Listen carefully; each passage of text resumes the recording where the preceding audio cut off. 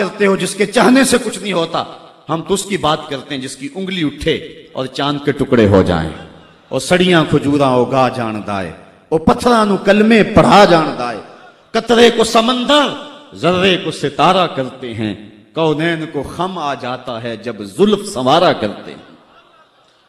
ہم تو اس نبی کو ماننے اور جاننے والے ہیں۔ می وریا کستوریاں دا جدوں یار نچوڑیاں زلفاں، می وریا کستوریاں دا جدوں یار نچوڑیاں زلفاں، تے قبلہ اودے بنیا سائم جدے یار نے موڑیاں زلفاں۔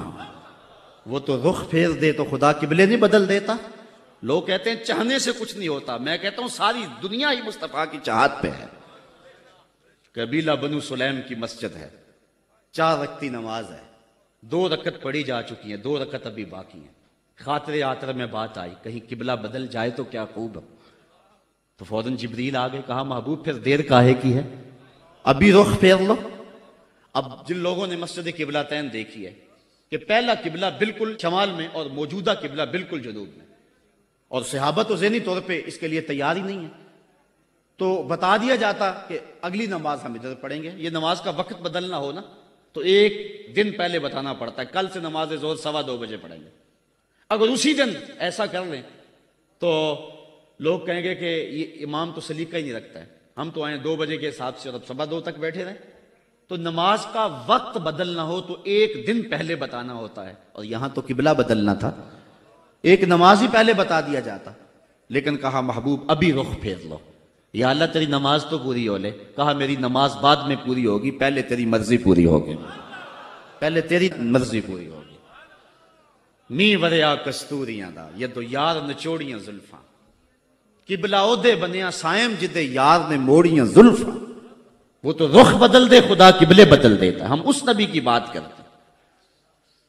تو بات کر رہا تھا کہ ایمان جاننے کا نام نہیں ہے، ایمان ماننے کا نام ہے۔ یہ تصدیق بما جاء بہ النبی صلی اللہ علیہ وآلہ وسلم۔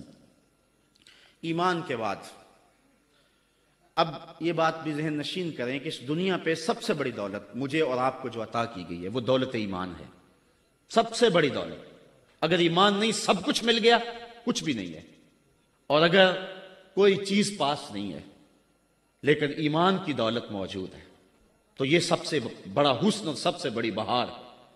اقبال کہتا ہے کہ اقبال یہ کس کے عشق کا فیض عام ہے، رومی فنا ہوا حبشی کو دوام ہے۔ یہ وہ دولت تھی جس کے دم سے اجالے ہوئے دنیا پر سب سے بڑی دولت جو حضرت انسان کو دی گئی ہے وہ دولت ایمان ہے، اور قیامت کے دن سب سے بڑی دولت جو حضرت انسان کو دی جائے گی وہ دیدار الہی ہوگا۔ تو یہ سب سے بڑی دولت، اور یہ محض اللہ کی کرم نوازی سے نصیب ہوتی ہے۔ انسان کی زندگی کے اچھے اعمال بعض اوقات ایمان کے نصیب ہونے کا سبب بن جاتے ہیں، یہ کبھی کبھی ایسا ہوتا ہے، لیکن ہوتی محض توفیق خدا بندی ہے۔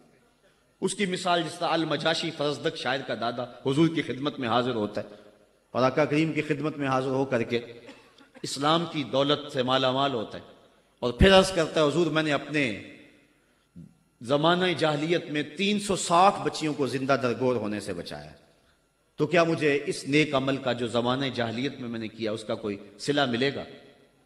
چونکہ شاعر تھے اور شاید بڑا گداز اور نرم دل ہوتا ہے، وہ تو شاخ سے ٹوٹتے ہوئے پھول کو بھی برداشت نہیں کر سکتا۔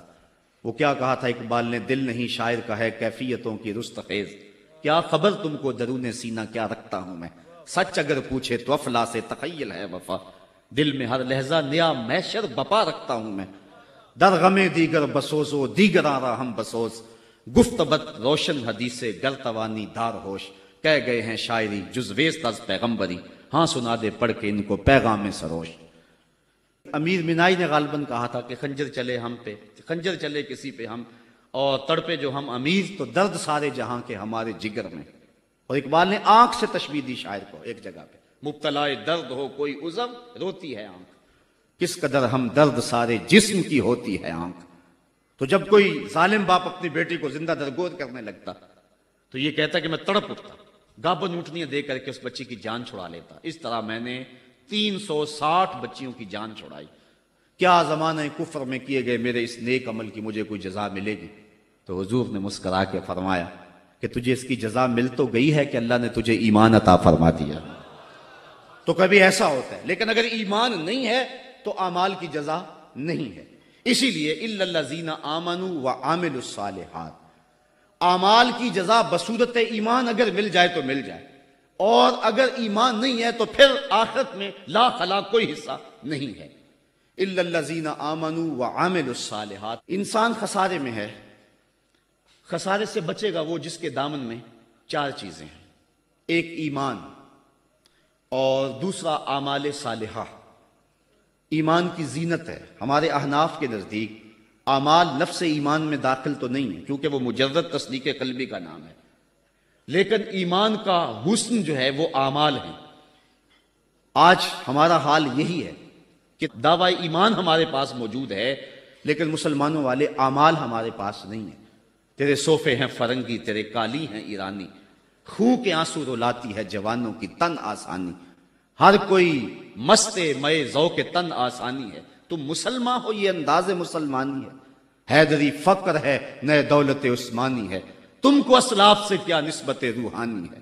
وہ معزز تھے زمانے میں مسلمان ہو کر، اور تم خار ہوئے ہو تارک قرآن ہو کر. آج ہم صرف دعوے کی حد تک ہیں. شکوے میں اقبال جب چیخ چیخ کے کہتا ہے کہ تیرے کعبے کو جبینوں سے بسایا ہم نے، نو انسانی کو غلامی سے چھڑایا ہم نے، صفائے داہر سے باطل کو مٹایا ہم نے، تیرے قرآن کو سینوں سے لگایا ہم نے، پھر بھی گلا ہے ہم سے کہ وفادار نہیں. ہم وفادار نہیں، تو بھی تو دلدار نہیں. تو جب اس کا جواب آتا ہے تو سنیے، لہجہ تھوڑا سا بدلا، کہ میرے کعبے کو جبینوں سے بسایا کس نے، نو انسانی کو غلامی سے چھڑایا کس نے، صفائے دہر سے باطل کو مٹایا کس نے، میرے قرآن کو سینوں سے لگایا کس نے. تھے تو آباب تمہارے ہی مگر تم کیا ہو، ہاتھ پہ ہاتھ درے منتظر فردا ہو. ذرا کبھی اپنے اندر جھانک کر کے دیکھا کہ ہم ہیں کہاں اور کس جگہ پہ کھڑے ہوئے ہیں. آج ہم مسلمان ہونے کی بات کرتے ہیں لیکن کبھی دیکھیں کہ ہمارے عمل کی پوزیشن اور حالت کیا ہے. آج ہم کس جگہ پہ کھڑے ہوئے ہیں. لالو لکشمن پرشاد نے ایک کتاب لکھی عرب کا چاند، اور یہ ایک ہندو رائٹر ہے، اور اس میں اس نے حضور کی سیرت اتنے خوبصورت اور دل فریب پیرائے میں بیان کی کہ گویا سطروں کے اندر چراغ ہی رکھ دیے ہیں. تو کسی نے سوامی لکشمن پرشاد سے پوچھا کہ تو نے مسلمانوں کے نبی پر اتنی خوبصورت سیرت کی کتاب لکھی ہے، تو حضور کا غلام کیوں نہیں بن جاتا؟ تو جو اس نے جواب دیا، اگر ہم اس پہ تھوڑا سا تفکر کریں تو وہ ہماری آنکھیں کھول دینے کے لیے کافی ہے، لیکن اگر ہم اس پہ غور نہ کریں تو وہ ایک گاڑی ہمارے روڈ پہ چلتی ہے، اس کے پیچھے لکھا ہوا ہے عقل نہ ہو تو موجہ ہی موجہ. بات یہ ہے، بات سوچنے والوں کے لیے ہوتی ہے. تو سوامی نے جواب دیا تھا کہ جب میں نے حضور کی سیرت لکھنے کے لیے امہات کتب سیر کو پڑھا تو یہ جذبہ میرے سینے میں بھی گڑائیاں لینے لگا کہ میں اس نبی کا غلام کیوں نہیں بن جاتا. لیکن جب میں مسلمانوں کے کردار کو دیکھتا ہوں تو میں کہتا ہوں میں ہندو ہی ٹھیک ہوں. ہمارا کردار لوگوں کے ایمان کے راستے میں رکاوٹ بنا ہوا. اور ایک زمانہ تھا کہ ہماری میتیں بھی ایمان دیا کرتی تھی. امام محمد کا جب جنازہ اٹھا تو پورا بصرہ امڑ آیا. یہودی عیسائی کہنے لگے مسلمانوں کا امام جا رہا ہے اور اس کا آخری دیدار ہے، چلو تم بھی آخری دیدار میں شامل ہو جاؤ، جنازے میں شامل ہو جاؤ. لوگ ذوق و شوق کی فراوانی میں آگے بڑھ بڑھ کے جنازے کی چارپائی کو کندھا دے رہے تھے. تو اگر کسی عیسائی اور کسی یہودی کا جی چاہا کہ میں بھی مسلمانوں کے امام کے جنازے کی چارپائی کو کندھا دوں تو ہمیں تاریخ بتاتی ہے پھر جس کا کندھا امام محمد کے جنازے کی چارپائی کو چھوا اس کے لبوں پہ کلمہ جاری ہو گیا. ہمارے بزرگوں کی تو لاشیں بھی کلمہ دیا کرتی تھیں، اور آج ہماری زندہ لاشیں لوگوں کے ایمان کے راستے کے اندر رکاوٹ بنی ہوئی. ہم کبھی غور کریں، رو رہی ہے آج ایک ٹوٹی ہوئی مینا اسے، کل تلک گردش میں جس ساکی کے پیمانے رہے. خیر تو ساکی سہی لیکن پلائے گا کسے، اب نہ میں کش رہے باقی نہ میں خانے رہے. رو رہے ہیں آج وہ دشت جنو پرور جہاں، رقص میں لیلا رہی لیلا کے دیوانے رہے. وائے ناکامی متائے کارواں جاتا رہا، کارواں کے دل سے احساس زیاں جاتا رہا. جن انگاروں پہ اس وقت میں اور امت مسلمہ اور آپ کھڑے ہیں